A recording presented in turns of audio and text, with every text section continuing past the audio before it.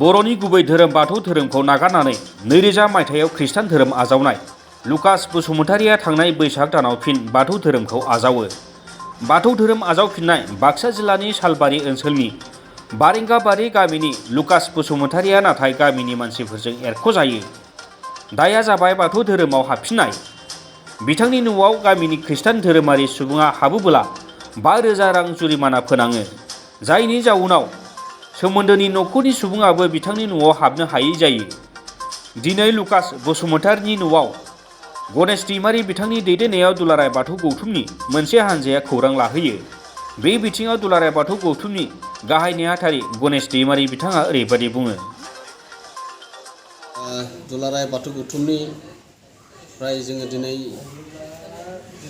बाराङाबारिनि थागिबि लुकास बसुमतारि बिथांनि न'आव फैदों आरो बिथाङा थांनाय 22 बोसोर मिशनारियाव खामानि मावदोंमोन आरो मिशनारि धोरोमखौ ग्रहण खालामना लादोंमोन आरो थिग बेबायदि बर'नि गुबै धोरोम बाथौ धोरोमाव बिथाङा थांनाय बैसागो फोरबोआव बाथौखौ गायसनना लाफिनदों आरो बेखौनो लानानै बे गामियाव गोबां दान्थे बिदिन्थि जालायबाय थादों। मानो होनब्ला बिथांनि न'आव हाबोब्ला 5000 जुरिमाना होनांगौ आरो बिथाङा गामिनिफ्राय बयकट जानांगौ, बेबायदि मोनसे आयेन दादों, जायनि जाहोनाव बिथाङा गोबां अलखदाव गोग्लैनानै दङमोन आरो बेनिखायनो सालबारि जिल्ला आरो दुलाराय बाथौ गौथुम आरो माखासे दिनै हिन्दु समाजनि अर्गानाइजेसनफोरा फैनानै बिथांखौ खबर लाफैदों आरो जोंबो खबर लाफैदों। दिनै सानजा बाक्सा सालबारि जिल्ला बिथांमोनाबो फैदों। दा बेनिखायनो दिनै जोङो रायजो राजाफोरनि सिगाङाव फोरमायनो सानदों, जाबायदि ससियेल मिडियाफोराव ओंखारदों आरो बियो गासैबो सैथोआनो आरो बे सैथोआ नाथाय दिनै बर' समाजखौ मोनसे गोरोन्थि बा भुल पन्थाजों लांनो नागिरदों। मानो होनब्ला दिनै धोरोमारि आफाद हिसाबै गावनि आंगो धोरोमखौ बजबना लानायाव दिनै सोरनिबा बानसावनाय बा फान्दायनायाव दिनै बै हाबफैयोब्ला खौरां लाफैयोबा भागि बंसफोरानो फैयोब्ला 5000 होनांगौ होननाय बाथ्राफोरा बेथ' बेसे गनायजाथावना। मानो होनब्ला जों आयेनखौ जों गावनो दाना लानो हाया। मानो होनबा दिनै 5000 सासे मानसिनिफ्राय जोङो बोखाङोब्ला जोङो बेसे गनायजाथावना, बेखौ जोंनि आखायावथ' गैया। प्रशासनिक सिस्टेमजों जेरैबायदिहाय मावलाङो बे प्रशासनिकआसो खालामनो हायो।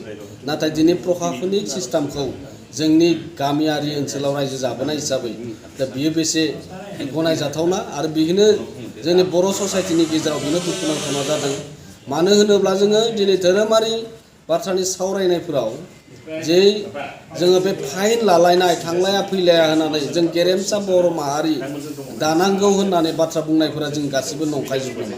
जे धोरोमारिनि गेजेराव जोङो गावजों गावनो दिनै बाथौ धोरोमा दिनै बर'नि गुबै धोरोम, बे बर'नि गुबै धोरोमखौ आजावना लानायावबो जोङो बायजोनिफ्राय फैनानै जोंनि भारतबर्षआव जोङो थागिबि हिसाबै जोङो जुदि जोङो खृष्टान धोरोमखौ ग्रहण खालामनायनि उनाव जों आरो बिथांमोना जुदि बाथौ धोरोम ग्रहण खालामफिननायाव बिथांमोना जे बेबायदि बेबस्था लालायनानै जोंखौ गामिनिफ्राय बन्सित खालामलायनो ओंखारोब्ला बे जोंनि बर' माहारिनि थाखाय जोबोरै दुखुनांथावना।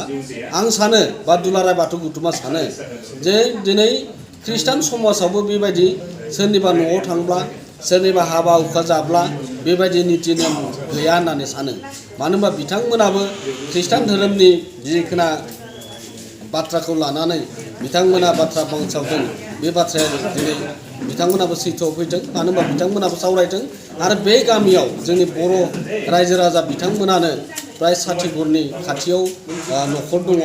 बिथांमोना एखे लेगे थांलाय फैलाय ओंखाम जायोमोन, हाबा हुखाफोराव ज' थायोमोन आरो दिनै बिथांमोननि गामियाव मोनसे गाज्रि मोनसे थासारि परिबेसा फैदों आरो बेखौ मोजां थासारि लाबोफिननो थाखाय बिथांमोननि ससाइटियाबो बेखौ सावरायनानै थिग खालामफिननो हानाय जाथों।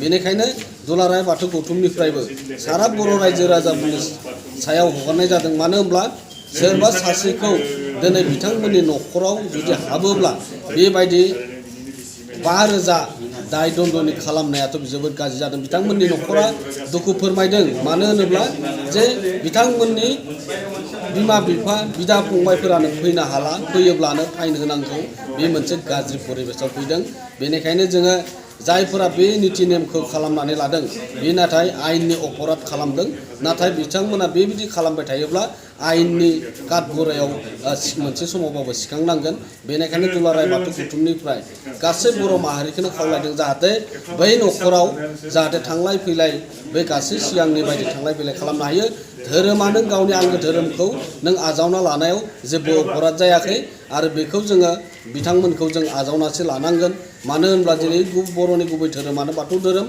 आरो बाथौ धोरोमजोंनो दिनै बर' माहारिया दिनै सिनायथि मोनदों आरो बेनि थाखायनो जुदि बिथांमोना बुंनो नागिरदोंबा बे अपराध जादों होननानै बिथ' दिनै बर' माहारिनि गेजेराव मोनसे गाज्रि परिबेसाव लाबोफिनगोन आरो बेनिखायनो जों गासैबो गोसो मेलेमजों सानलायनानै जाहाथे बे लुकास बसुमतारिनि न'खराव आगोलनि बायदि थांलाय फैलाय खालामफिननो हानाय नैबे समाजा रायज्लायनानै थि खालामफिननांगोन बेनिखायनो आं खुलुमनानै गासैखौबो जोङो आखाइ खबजोबनानै खुलुमहरदों।